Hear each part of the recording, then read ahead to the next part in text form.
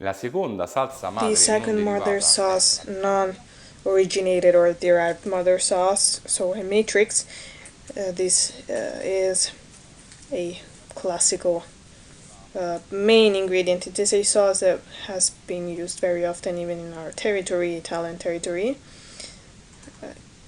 Bechamel tends to be kind of heavy, so we can imagine it for a cannelloni, for a lasagna. It can be used even as a base for a filling by making it maybe a little bit harder, making it tougher. So we can play with the density of the bechamel based on the product we want to make. An advice: if you need a bechamel to make, for example, a pasta, so classic boscaiolo pasta where you have mushroom, peas, and sausage and bechamel, in that case you need a bechamel that's very liquid. And that's because the starches present in the pasta will tend to thicken the bechamel. If we make it too rigid, then everything would become very tough and solid, so make it very liquid. I will give you the proportions later. If we were to make a lasagna, the bechamel must be medium, have a medium thickness, because if we make a too liquid bechamel, it will tend to come out on the outside of the lasagna, so it will tend to burn and attach to the tray that you use for the cooking. But if you make it too hard, if you're working at very high temperatures in the oven, it might dry out too much, and so it becomes difficult to perceive in the mouth, so it's better to have a medium one. If you need, for example, some oven cooked pasta, if you need the pasta to stay solid during the cooking in the oven, you need to make a very tough and solid bechamel. We're going to use fresh milk, whole milk, butter, and flour.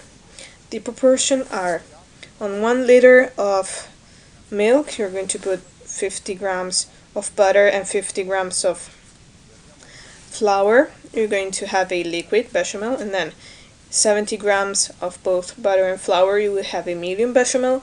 And if it's that you're using 100 grams of both butter and flour, you will have a tough, rigid bechamel. You can even move a little bit from these percentages based on what you think is better to do for the dish you're making, of course. So, the element that makes the milk denser is in the flour and also in the butter, but especially thanks to the flour. And why?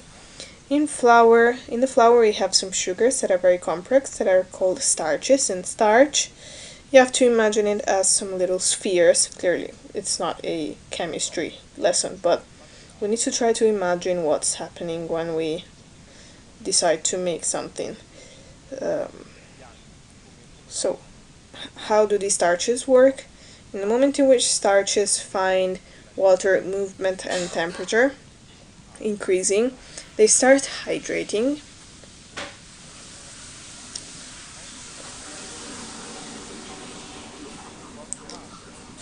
They increase in weight and creating a gel. At the maximum point of its jellification, we are going to get the thickness that we were looking for in that preparation.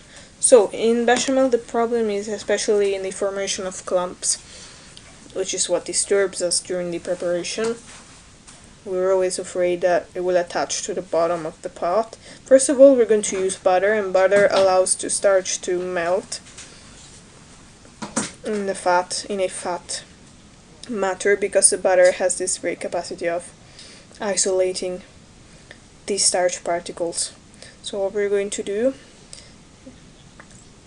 is a previous preparation that's called Roux, using butter and flours in the proportion we explained before.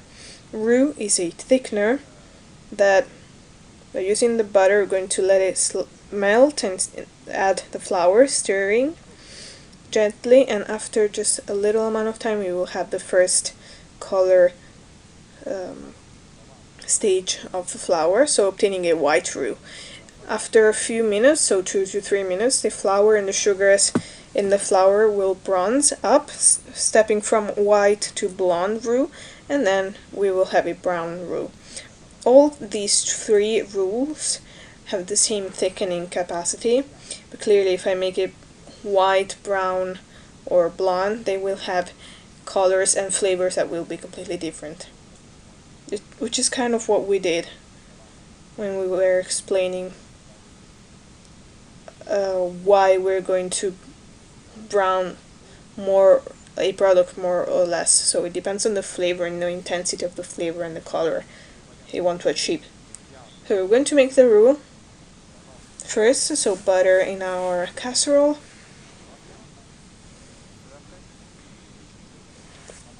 Always use a low heat, or lift the casserole every now and then. The butter has a very low smoking point, which means that so getting closer to that temperature, the proteins in the butter will tend to burn. So we will rip the butter apart and it will start smoking. So every now and then just lift it. We have the typical frying noise and sizzling. The butter is separating from the water that's present in its own structure.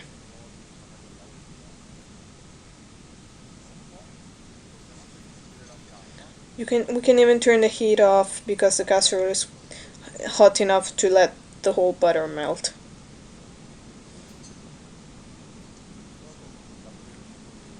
In this case we will work with the warm roux and cold milk. We can even use warm milk and cold roux. It's not necessary, we'll just do it here now because to prevent the formation of clumps, since we are learning this procedure today, it's better for one of the two elements to be cold. So to prevent from the starch, to prevent that the starch thickens. So melting the butter, putting our flour. We're using a 00 weak flour. Turning the heat on, always low heat, and stirring with a whisk.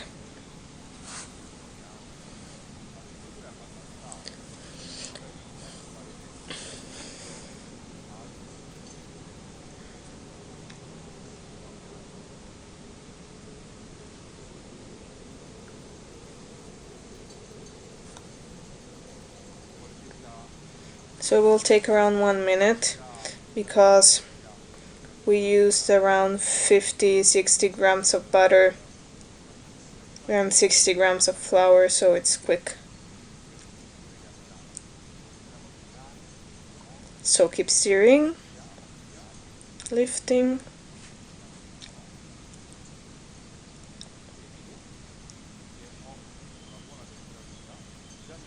So turn the heat off because I have a good temperature. I'm close to the blonde roux stage.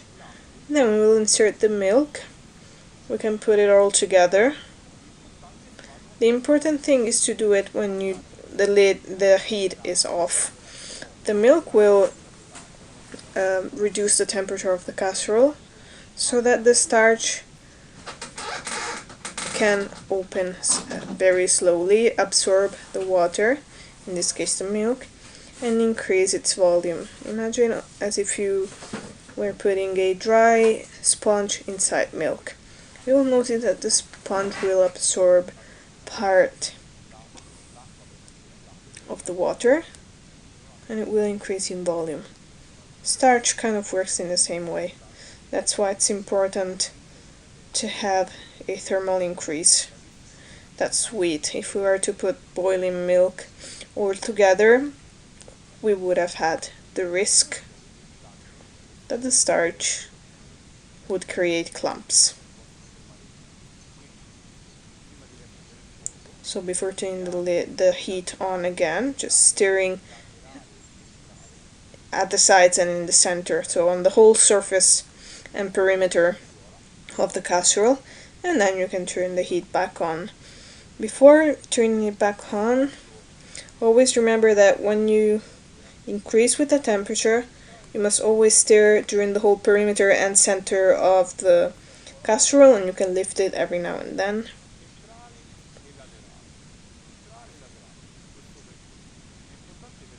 And this is important because the flame is pushing towards the sides of the casserole. It's not uniform, so in that area we will have more pressure of the heat, and by pushing with the pressure we will have a non-controlled movement of the starches inside, and they might deposit. See that it's already thickened. Remember to cook the bechamel correctly. Even though you thicken, just let it cook for a little bit longer, because the perception of raw flour in the mouth, which is a perception that sometimes you can perceive when the flour hasn't been thoroughly cooked, can be unpleasant when eating, when tasting, but also it can give problems in the digestion phase. So when you get to the boiling point, lower the heat and keep stirring. So minimum heat, because once you get to the boiling point you are sure that the starches have gotten to the almost the total of their jellification power. But we still need to cook it a little bit longer, and if we worked at higher temperatures the water would evaporate and you would have a very strong concentration of bechamel. So low heat, stir for 1 minute more. You can see how it's smooth and velvety, and only at this stage you can add a pinch of salt. Always taste it, of course, just put a little bit at a time. Try to understand if the quantity is right and coherent and cohesive to the product you need to make later. You can enrich it maybe with some nutmeg if you like, but I always advise, if you have to make it as a base for a lot of dishes, don't put too many aromas, to let it remain smooth and velvety and to avoid for it to clump up. When it cools down, I advise you to take a tray and blast chill it. So let it cool down slightly, pour the warm bechamel on top of it and whisk on the tray. Put a plastic film and then blast chill it at plus 3 degrees for 90 minutes, after which you can preserve it in a vacuum bag or in a container to be used in the preparations that you want to make.